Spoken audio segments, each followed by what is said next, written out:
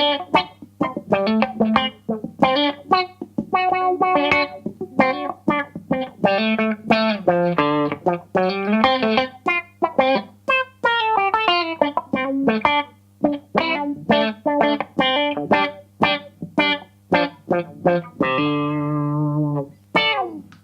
guys, how are we doing? It's Martin Cliffe here with another video, and in this week's video I thought we'd have a look at the board that I did refer to briefly in last week's video, my show board if you will.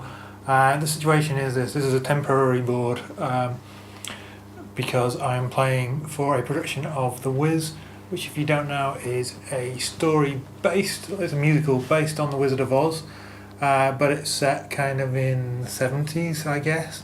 So it's a lot of kind of disco and funk music and all that kind of thing. So I've been asked to play guitar for it. It's for a school production here in Hong Kong. And I'm quite looking forward to it. So I had to build a board that was appropriate for that rather than just the standard kind of blues rock thing. So it's a temporary board because some of these things will then be going on to what will become my studio board I guess. But that will be going on to my pedal train 2, which is currently in the UK, just in terms of reasons of space. Now I've got a camera set up on the board, but because I've built this onto a Novo 18 rather than onto a Pedal Train Junior, it doesn't quite all fit in, but hopefully I'll be able to demonstrate the signal path and what's going on. I'm playing Old Red because this is the guitar I'm most likely to be playing for the show because of that single coil quack that definitely has that kind of funky vibe to it.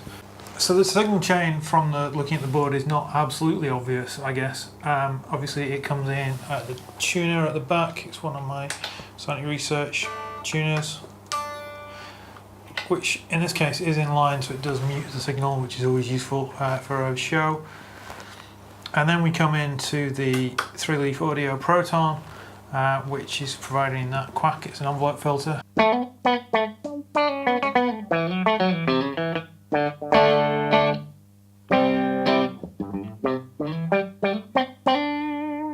I don't have a wah on this board, so it's good to have a little bit of something. So it just helps to bring up level up the funk, if you will. The next thing to change is, oddly enough, a full-tone soul bender because I don't know the music yet.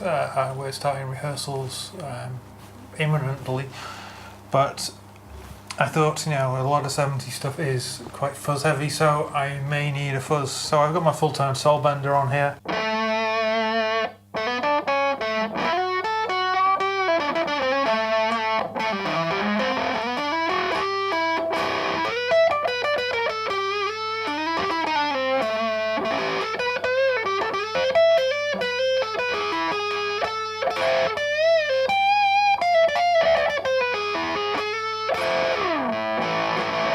Which is a fun pedal obviously, and then it hits the Katzenkönig from Cattle and Bread,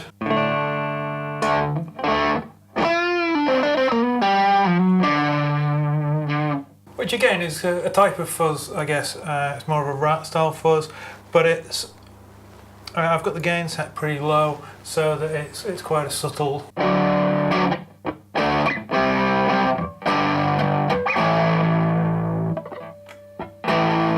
And even with humbuckers.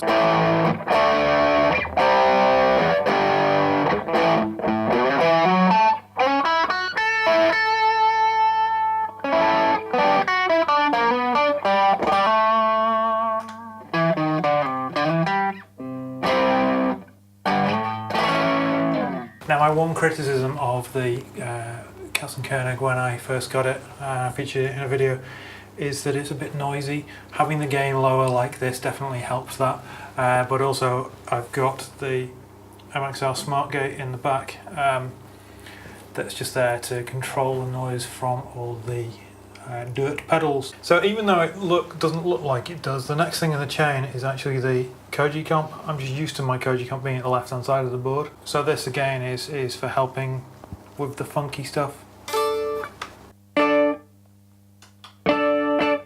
Just kind of adds a bit of snap.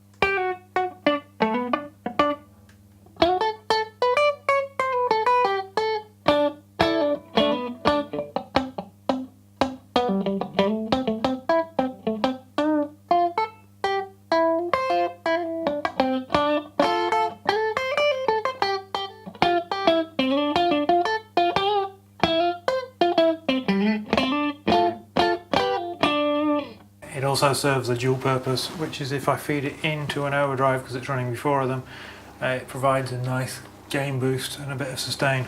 Next is my newest pedal, which is the Little Green Wonder from my Professor, which is set really subtle. All three of the overdrive pedals on this board are set really quite subtly because it's the cumulative effect. I don't want anything too in your face, but I want to have a variety of tones available to me.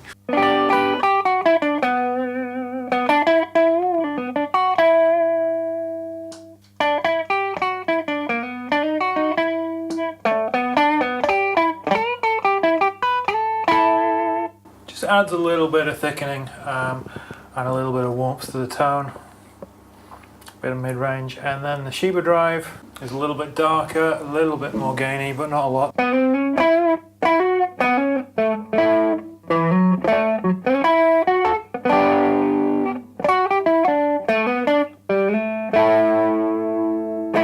Finally, the full-tone OCD is definitely louder. A little bit gainier still.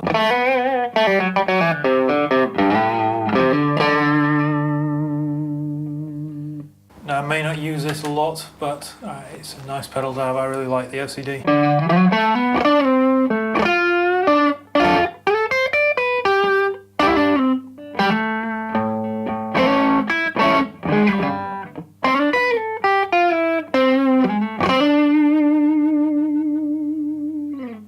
Great with single coils.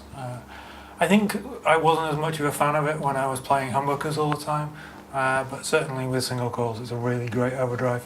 And from there it feeds into the aforementioned smart gate that just helps to clean up all the dirt, and then it goes to a sub buffer, which again is just off the top, which splits the signal wet dry. So at the moment I'm just going into my two Black Star amps. So the dry signal is the Artisan 10AE, and the wet signal is the Artist 10AE, but I'll be using probably, well, certainly an Egnator tweaker and maybe something else, either another tweaker, a Black Star. I haven't decided what my wet amp will be, but there will definitely be two amps going on just to give me that kind of thickness of sound. Again, something at low volume, so it is not about volume, it's about breadth and flexibility of tone. But if I need to just plug into the wet, I can do.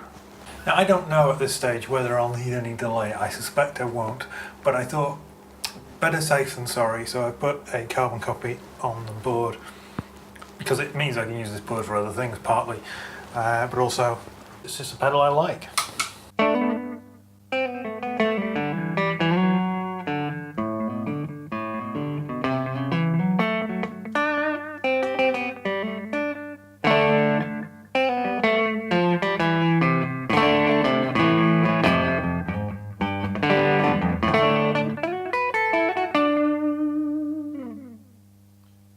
So again, I don't know how I'll have it set at the moment. It's a very short delay, but that then feeds. Again, it's a weird order because it's how I'm used to them being laid out rather than left to right or right to left or anything. Next thing in the chain is the Flint. So I'm not using reverb on the amps at the moment, so I can demonstrate that all the reverb is coming from the Flint, and that's just coming out of the one side.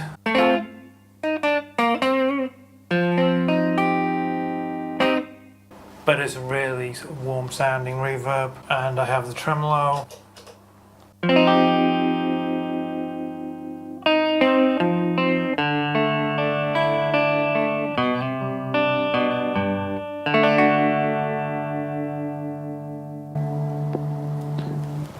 And then I've got the favourite switch set up with this. It's right at the top of the board, and it turns on both the reverb and the tremolo in a more pronounced effect if I want to get spacey.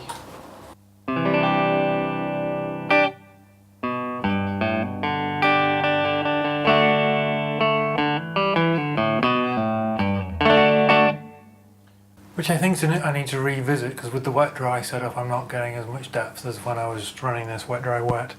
So I just need to tweak my favourite settings, I think. But it's useful to be able to turn them both on and off with a single press. And then next in the chain I've got the Strymon Lex for rotary.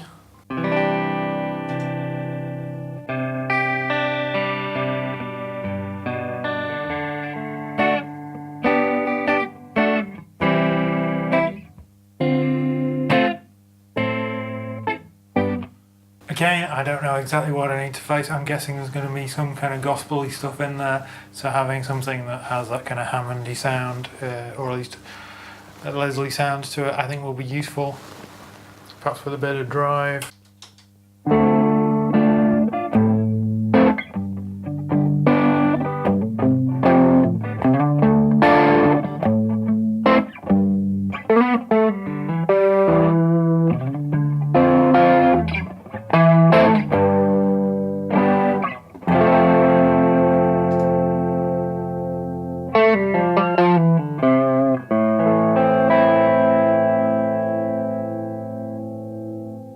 And on the slow setting, it kind of has almost a vibe or a phaser effect, which again is just another flexible tool. And finally, I have a chorus.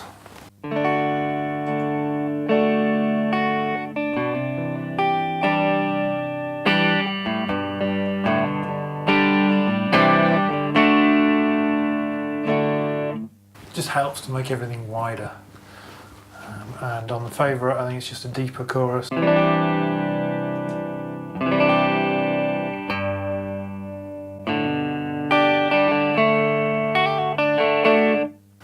So with the favourite setting is more of an 80s style thing. I don't know again whether I'll use it. But it's all about flexibility for this kind of board, for this kind of show, particularly if you don't know exactly what you're going to face in advance. Being able to jump on any number of sounds, being able to stack pedals, finding things that fit together, keeping it quiet, all tools that are maybe not things that would be my first choice for doing what I do, which is the kind of country tinged blues rock thing, but for kind of stepping it out of my standard comfort zone and playing some stuff that's a bit more varied, having these options available to me is really good. And so I suspect a lot of these will find their way onto my studio board when I build it in the new year. But I hope that's been an interesting look at another board. I know these pedalboard videos seem to get more views than stuff talking about things that to me would actually be more interesting, but what can you do? Okay, thanks for watching guys. Like, comment, subscribe, check out my other channel for stuff on minimalism and intentional living and general lifestyle stuff. And other than that, see you next time. Take care.